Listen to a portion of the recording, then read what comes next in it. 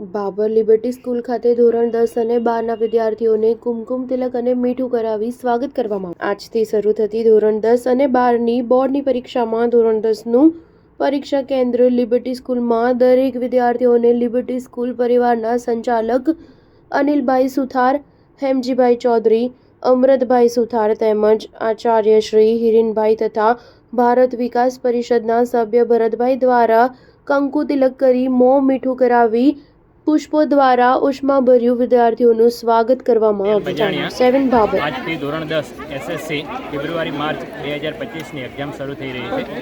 આ બિલ્ડિંગમાં કુલ 12 બ્લોક છે, જેમાં 360 જેટલા વિદ્યાર્થીઓ શાંતિપૂર્વક પરીક્ષા આપશે। અહીંનું જે સ્થળ છે ત્યાં ખૂબ જ સારી એવી વ્યવસ્થા કરેલી છે। બાળકોને સારી રીતે પરીક્ષા આપી શકે એવું વાતાવરણ ઊભું કરેલું છે। બસ। હેમજીભાઈ ચૌધરી, લિબર્ટી સાયન્સ સ્કૂલમાં ટ્રસ્ટી તરીકે કામ કરું છું।